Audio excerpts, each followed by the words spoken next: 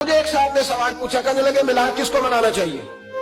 میں نے کہا اس بیٹی کو منانا چاہیے میلاد جو زندہ ہوتی تھی تو دفن کر دیا جاتا تھا، پر میرے رسول نے فرمایا اب جو بیٹی پالے گا نا میں اس کا بازو پکڑ کے جنت میں ساتھ لے کے جاؤں گا۔ میں نے کہا میلاد اس ماں کو منانا چاہیے جس کا بیٹا گلے میں رسی ڈال کے ماں کو منڈی میں بیچ آتا تھا۔ میرے مصطفیٰ کریم نے فرمایا جنت 7 آسمانوں کے اوپر سدرۃ المنتہا کے پاس تھی، پر میں نے وہاں سے کھینچ کے لا کے ماں کے قدموں کے نیچے رکھ دی ہے۔ میلاد اس باپ کو منانا چاہیے جس کی اولاد ڈنڈوں سے مارتی تھی، پر رسول کریم علیہ السلام نے فرمایا سن لو سن لو سن لو، اب جس کا ابا راضی ہوگا اسی کا اللہ راضی ہوگا۔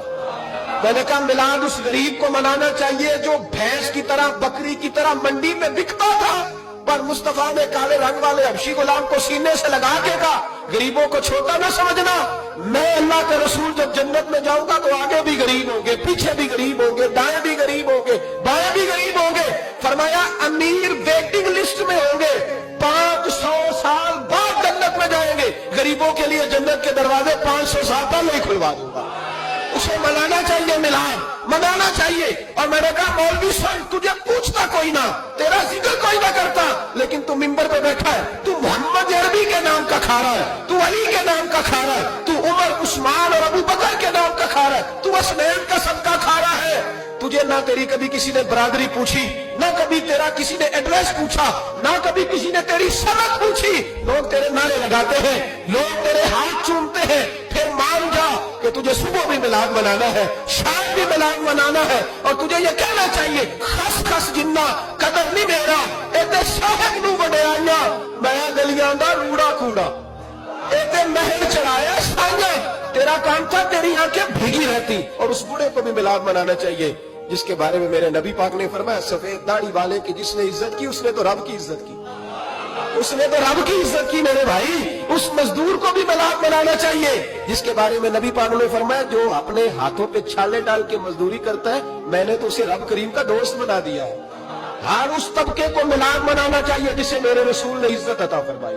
اس بہن کو بھی میلاد منانا چاہیے جس کے بارے میں نبی پاک نے فرمایا اگر کسی کا باپ چلا جائے اور اس کے حصے میں بہنیں آ جائیں، 4 بہنیں، 3 بہنیں یا 2 بہنیں بیاہ کے جو آیا تم میں سے، میرے محبوب نے فرمایا میری انگلیاں جڑی ہوئی ہیں نا اس طرح میں اسے اپنے ساتھ جوڑ کے جنت میں لے جاؤں۔ اس بہن کو میلاد نہیں منانا چاہیے۔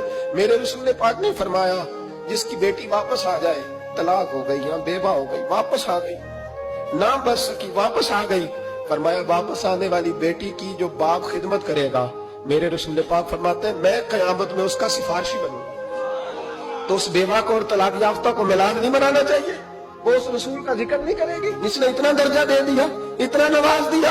اور تجھے تو صبح و شام میلاد میلاد کرنا چاہیے تھا، تجھے تو صبح و شام درود درود کرنا چاہیے تھا، سلام کے گجرے بھیجنے چاہیے، یا رسول اللہ کہتے تیری زبان جو ہے وہ ہر وقت تب رہنی چاہیے تھی۔ تو بحث کر رہا ہے، تو اس پہ دلیلیں دے رہا ہے، تو اس پر باتیں کر رہا ہے۔ حضرت عمر سے پوچھنا، حضرت عمر سے، جناب اسامہ بن زید رضی اللہ تعالیٰ عنہ حضور کے غلام تھے، نبی پاک ان سے بڑا پیار کرتے تھے۔ ایک جنگ میں پیسے آئے، حضرت عمر فاروق رضی اللہ تعالیٰ عنہ نے 25,000 دیا اپنے بیٹے کو، اور اسامہ بن زید کو 50,000 دینار دیے۔ بیٹا کہنے لگا ابا جی وہ تو چھوٹے ہیں میں بڑا ہوں، وہ حضور کے زمانے میں بچے تھے میں جہاد کرتا تھا، یہ آپ نے کیا کیا؟ تو حضرت عمر رو پڑے، کہنے لگے بیٹا یہ تیرے باپ کے سر پر جو عزت کے بال ہیں یہ مصطفیٰ کے اگائے ہوئے۔ نبی پاک اسامہ سے نبی پاک کا پیار بڑا تھا، حضور کی محبت بڑی تھی۔ بیٹا اس کے ناک سے ریٹ نکلتی تھی تو رسول پاک اپنے ہاتھوں سے صاف کر دیتے تھے، حضور اس کو گود میں بٹھاتے تھے۔ میں کیسے بھول جاؤں رسول پاک کے احسانات کیسے۔ حضرت عمر جا رہے تھے تو مکے کے رستے میں ایک تنا آیا، کھجور کا خشک تنا، حضرت عمر نے اس کو بازوؤں میں لے کے رونا شروع کر دیا۔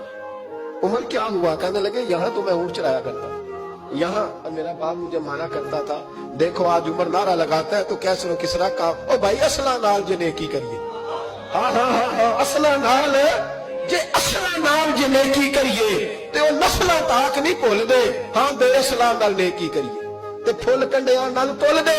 اور سن تیری دنیا بھی حضور کے صدقے بنی اور تیری قبر میں بھی کوئی ساتھ نہیں جائے گا، کوئی ساتھ نہیں جائے گا، قبر میں بھی مصطفیٰ کریم صلی اللہ ہو۔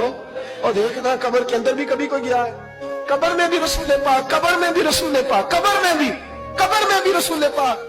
میرے استاد فرمایا کرتے تھے بتاؤ جس قبر میں نبی پاک آئیں گے وہاں عذاب کیا ہونا ہے؟ जब हुजूर ही आ गए तो अजाब क्या होना है? नबी पाक तो जिधर से गुजर जाए रब वो जगह जन्नत बना देता है। वहां क्या अजाब होना है? वहां तो दीदार होना है। तेरी कब्र में भी नबी पाक। और हुजूर ने फरमाया मिजान अमल पे अमल तुलेंगे तो फिर भी मैं तुम्हारे पास हूंगा। हुजूर अलैहिस्सलाम ने फरमाया पुल सिरात से गुजरोगे तो फिर भी मैं तुम्हारे पास हूंगा। और मेरे रसूल पाक अलैहिस्सलाम ने फरमाया जब तुम जन्नत में जाने लगोगे तो फिर भी मैं तुम्हारे। तू बता, तेरे रसूल तो हर वक्त तेरे साथ है, तू कब कब नबी पाक के साथ होता है? तू बता ना, तू कब कब नबी पाक के साथ? मैं छोटे जलसे का कायल हूं, लंबी महफिल मैं गुजारिश करता हूँ दोस्तों से कि लंबा जलसा न करो। लेकिन एक जगह पे मैं गया तो एक बड़े पढ़े लिखे आदमी ने मुझे कहा मौलाना इनको समझाएं, आधी रात तक बिठाए रहते, इनको समझाएं। मैंने कहा मैं समझाऊंगा पर आप भी जरा अपना लबो लहजा थोड़ा धीमा करें। तू तो पूरी रात नहीं नबी पाक के लिए जागा और मेरे रसूल तो सारी हयात तेरे लिए जागते रहे। सारी रात महबूब ने क्या कहते हैं मेरे लिए के इमाम आला हज़रत फरमाते हैं उनकी महक ने दिल के गुंचे खिला दिए, जिस राह चल दिए हैं कूचे बसा दिए हैं, मेरे करीब से घर कतरा किसी ने मांगा दरिया बहा दिए, दुर्बे बहा दिए हैं। और अल्लाह क्या जहन्नुम अब भी न सर्द होगा? अल्लाह क्या जहन्नुम अब भी न सर्द होगा? रो रो के मुस्तफा ने दरिया बहा दिए, रो रो के मुस्तफा ने। और फिर कहने लगे रो रो के मुस्तफा ने उनके निसार कोई कैसे ही रंज में हो, जब याद आ गए हैं सब गम भुला दिए, जब याद आ गए हैं सब गम भुल। इसीलिए तो हम कहते हैं मिलाद खोल के मनाओ। रसूल पाक का मिलाद बहाने करते हैं, बहाने वो करता है जिसने काम नहीं करना होता, जिसने करना होता है वो बहाने। आला हज़रत ने जो प्रोग्राम दिया वो बड़ा लंबा चौड़ा है, कब तक का तुझे क्या बताया? आला हज़रत फरमा के हश्र तक डालेंगे हम, हश्र तक डालेंगे हम पैदाइशे मौला की दूर। और मिस्र फारिस नजद के किले गिराते जाएंगे और खाक हो जाए अदू जल कर, मगर हम तो रजा दम में जब तक दम है जिक्र उनका सुना